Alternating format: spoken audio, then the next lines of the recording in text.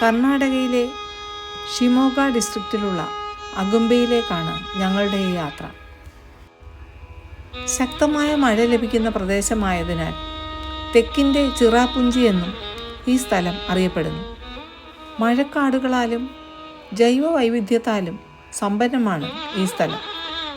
Cobra capital of India എന്നുകൂടി അഗുംബെ അറിയപ്പെടുന്നു. മംഗലാപുരത്തു നിന്നും 3 മണിക്കൂറോളം യാത്ര ചെയ്താണ് ഞങ്ങൾ അഗുംബയിലെത്തിയത്. അഗുംബയിൽ നിന്നും വളരെ അടുത്താണ് മൂദബിദ്രി സ്ഥിതി ചെയ്യുന്നത്. 18ഓളം ജൈന ക്ഷേത്രങ്ങൾ ഇവിടെയുണ്ട്. അതിൽ ഏറ്റവും പ്രധാനമാണ് 1000 പില്ലേഴ്സ് ടെമ്പിൾ. കല്ലിൽ കൊത്തിയെടുത്ത തൂണുകളുടെ ശില്പചാതുര്യം ആരെയും അത്ഭുതപ്പെടുത്തും. വിജയനഗര ശൈലിയിൽ പണിതുയർത്ത 7 മണ്ഡപങ്ങൾ അടങ്ങുന്നതാണ് ക്ഷേത്ര സമുച്ചയം.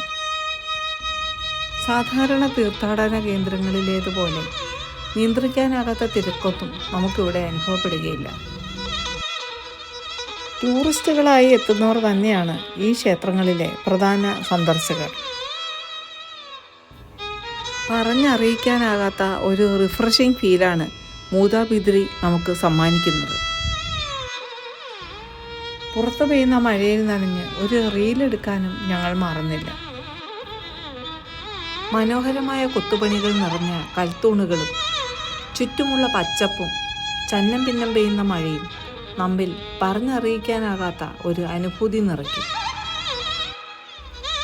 നഗര തിരക്കുകളിൽ നിന്നകന്ന് ശുദ്ധവായു ശ്വസിക്കാനാകുന്നതിൻ്റെ സന്തോഷം ഏവരും അനുഭവിച്ചു. 8 അടി ഉയരമുള്ള ചന്ദ്രനാഥ സ്വാമി തീർത്ഥങ്കരുടെ പഞ്ചലോഹത്തിൽ തീർത്ത വിഗ്രഹമാണ് ഇവിടുത്തെ പ്രതിഷ്ഠ. നൃത്തം ഇഷ്ടപ്പെടുന്ന ഏവരുടെയും കാൽപാദങ്ങളെ ചലിപ്പിക്കുന്നതാണ് ഇവിടുത്തെ മണ്ഡപങ്ങൾ. ഇനി ഞങ്ങൾ കാണാനായി പോകുന്നത് ബാഹുബലി ടെമ്പിളാണ്. ധാരാളം പടവുകൾ താണ്ടി വേണം കുന്നിൻ മുകളിലുള്ള ഈ ക്ഷേത്രത്തിലെത്താൻ. സമുദ്രനിരപ്പിൽ നിന്ന് 300 അടിയോളം ഉയരത്തിലാണ് 80 ടൺ ഭാരമുള്ള ഗോമതേശ്വര പ്രതിമ സ്ഥിതി ചെയ്യുന്നത്. ധാരാളം തീർത്ഥാടകർ ഈ ക്ഷേത്രം സന്ദർശിക്കാനായി എത്തുന്നു. കൽപ്പടവുകൾ താണ്ടിയെത്തുന്ന സഞ്ചാരികൾക്ക് വിശ്രമിക്കാൻ കല്ലിൽ കൊത്തിയ ബെഞ്ചുകളും ഇവിടെ കാണാം. ശ്രാവണ ബഗോളയിലെ ഗോമതേശ്വര പ്രതിമ കഴിഞ്ഞാൽ വലിപ്പത്തിൽ 2ാം സ്ഥാനത്താണ് ഈ ബാഹുബലി ശില്പം. കൽക്കുട എന്ന പ്രശസ്തനായ ശില്പിയാണ് ബാഹുബലിയുടെ ഈ ശില്പം കർക്കലയിൽ പണിതുയർത്തിയത് എന്നാണ് വിശ്വാസം. മറ്റൊരു രാജാവിനും വേണ്ടി ഇത്തരം ക്ഷേത്രങ്ങളോ പ്രതിമകളോ വീണ്ടും നിർമ്മിക്കാതിരിക്കാനായി ഈ ശില്പിയുടെ വലതു കാലും ഇടത് കൈയും അന്നത്തെ കർക്കലയിലെ ഭരണാധികാരി ഛേദിച്ചു കളഞ്ഞു എന്ന് പറയപ്പെടുന്നു. ഗ്രൂപ്പ് ഫോട്ടോ എടുക്കുന്ന ഞങ്ങളുടെ team leader Devika. Monsoon trip ആയതുകൊണ്ട് തന്നെ പലപ്പോഴും ചാറ്റൽ മഴ ഞങ്ങളെ നനയ്ക്കാനെത്തി. ധാരാളം മഴ ലഭിക്കുന്നത് കൊണ്ട് തന്നെ മഴക്കാടുകളാൽ സമ്പന്നമാണ് ഈ പ്രദേശം. എത്ര നോക്കി നിന്നാലും മതിയാകാത്ത പ്രകൃതിയുടെ ചാരുത. മിന്നിത്തിളങ്ങുന്ന പച്ച നിറമുള്ള തീർത്ഥകുളം. ബാഹുബലി ക്ഷേത്രത്തിലെ കാഴ്ചകൾ അവസാനിപ്പിച്ച് ഞങ്ങൾ അടുത്ത ലക്ഷ്യസ്ഥാനത്തേക്ക് നീങ്ങി. ഫ്ലോട്ടിംഗ് ടെമ്പിളാണ് ഞങ്ങളുടെ അടുത്ത ലക്ഷ്യം. വരാങ്ക ജെയിൻ ടെമ്പിൾ എന്നും ഇതറിയപ്പെടുന്നു. അഗുംബയിൽ നിന്നും ഏതാണ്ട് 30 കിലോമീറ്റർ ദൂരത്താണ് വരാങ്ക ജെയിൻ ടെമ്പിൾ സ്ഥിതി ചെയ്യുന്നത്. 1000 വർഷത്തോളം പഴക്കമുള്ള ഒരു ജൈന ക്ഷേത്രമാണിത്.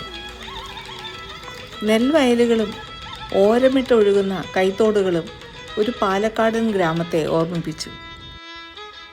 ശാന്തമായ ഒരു തടാകത്തിൻ്റെ നടുക്കായതിനാൽ ഇതിനെ ഫ്ലോട്ടിംഗ് ടെമ്പിൾ എന്നും വിളിക്കാറുണ്ട്. ഈ ക്ഷേത്രങ്ങളിലെല്ലാം എത്തുന്നത് മുഖ്യമായും വിനോദസഞ്ചാരികൾ തന്നെ. ചെറുവള്ളങ്ങളാണ് ടൂറിസ്റ്റുകളെ ക്ഷേത്രത്തിലേക്കും തിരിച്ചും എത്തിക്കാനായി ഉപയോഗിക്കുന്നത്. പോയ എല്ലാ സ്ഥലത്തും തന്നെ മഴ ഞങ്ങൾക്ക് കൂട്ടായി ഉണ്ടായിരുന്നു. മൺസൂൺ ട്രിപ്പ് ആയതുകൊണ്ട് എല്ലാവരും തന്നെ റെയിൻകോട്ടും കുടയും കരുതിയിരുന്നു. വഞ്ചിപ്പാട്ടിൻ്റെ ഈണവുമായി മഴയിലെ തോണിയാത്ര ഞങ്ങൾ ശരിക്കും ആസ്വദിച്ചു. ജൈനമതത്തിലെ ആരാധനാമൂർത്തികളായ 4 തീർത്ഥങ്കരന്മാരാണ് ഇവിടുത്തെ പ്രതിഷ്ഠ. ക്ഷേത്രത്തിന് ചുറ്റുമുള്ള ജലാശയത്തിൽ നിറയെ മത്സ്യങ്ങളാണ്. അവയെ കണ്ട കൗതുകത്തിൽ ഓരോരുത്തരും പാദങ്ങൾ നനയ്ക്കാനായി ജലാശയത്തിലേക്ക് ഇറങ്ങി. തിരിച്ച് വീണ്ടും കരയിലേക്കൊരു തോണിയാത്ര. മാരിയമ്മനാണ് അകുംബയുടെ ദേവത. വിളവും സമ്പൽ സമൃദ്ധിയും ആരോഗ്യവും ഒക്കെ നൽകുന്നത് മാരിയമ്മനാണെന്നാണ് ഇവിടെയുള്ളവർ വിശ്വസിക്കുന്നത്. പാലക്കാടിൻ്റെ ഗ്രാമപ്രദേശത്തെ ഓർമ്മിപ്പിക്കുന്ന ദൃശ്യഭംഗി ഒരിക്കൽ കൂടി.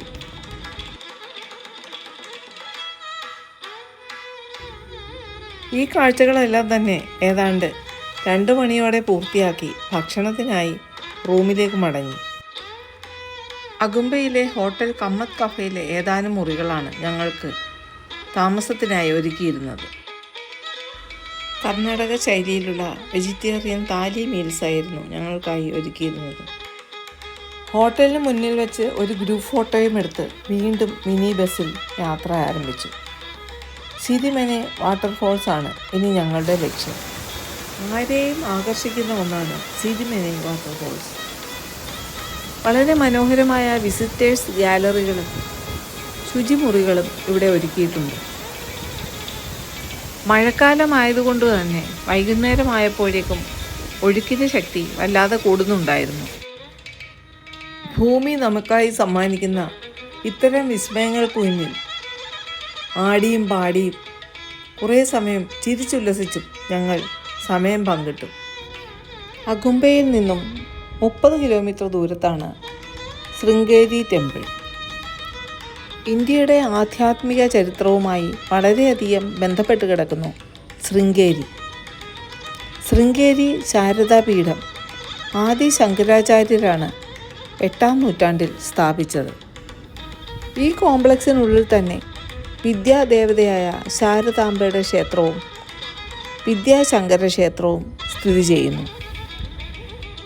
ദ്രാവിഡ ശൈലിയിലുള്ള നിർമ്മാണ രീതിയാണ് ഈ ക്ഷേത്ര നിർമ്മിതിക്കായി അവലംബിച്ചിട്ടുള്ളത്.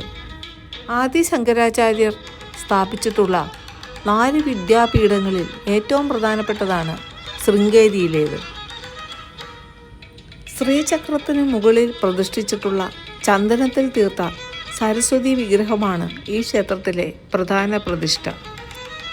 8ാം നൂറ്റാണ്ടിൽ ആദി ശങ്കരാചാര്യർ പണികഴിപ്പിച്ച ഈ ക്ഷേത്രത്തിൻ്റെ പുനർനിർമ്മിതി 15ാം നൂറ്റാണ്ടിലാണ് നടന്നത്. രാമായണത്തിലും ശൃംഗേരിക്ക് വളരെ പ്രാധാന്യമർഹിക്കുന്ന ഒരു സ്ഥാനമാണുള്ളത്. മഹർഷി ഋഷ്യശൃംഗൻ തൻ്റെ കഠിന തപസ് അനുഷ്ഠിച്ചിരുന്ന സ്ഥലമായിരുന്നു ശൃംഗേരി. ദശരഥ മഹാരാജാവിന് വേണ്ടി പുത്രകാമേഷ്ടി യാഗം നടത്തിയത് ഈ മഹർഷിയാണെന്നാണ് വിശ്വാസം. അദ്ദേഹത്തിൻ്റെ പേരിൽ നിന്നാണ് ശൃംഗേരി എന്ന വാക്ക് രൂപപ്പെട്ടത്. ഈ മഠത്തെ ചുറ്റിയാണ് തുംഗാ നദി ഒഴുകുന്നത്. ഹൈന്ദവ അനുഷ്ഠാനങ്ങളുടെയും വേദങ്ങളുടെയും ഒരു പാഠശാലയായി ഇന്ന് ശൃംഗേരി നിലകൊള്ളുന്നു. മനുഷ്യകുലമുള്ളിടത്തോളം പ്രാധാന്യമർഹിക്കുന്ന ശങ്കര സൂക്തങ്ങൾ അവിടെയായി കാണും. ജ്യോതിർമഠ്, ഗോവർദ്ധന മഠം, ശൃംഗേരി ശാരദാപീഠം, ദ്വാരക ശാരദപീഠം എന്നിവയാണ് പ്രധാന മഠങ്ങൾ. ആർഷഭാരത സംസ്കാരത്തിൻ്റെ അത്യുന്നത പീഠങ്ങളിലൊന്ന് കണ്ടതിൻ്റെ സന്തോഷത്തിൽ കുറേ ഫോട്ടോസ് എടുക്കാനും ഞങ്ങൾ മറന്നില്ല. ഒരേ ദിവസം തന്നെ വളരെ പ്രശസ്തങ്ങളായ 4 ക്ഷേത്രങ്ങൾ കാണാൻ കഴിഞ്ഞതിൻ്റെ സന്തോഷത്തിൽ ഞങ്ങൾ റൂമിലേക്ക് മടങ്ങി.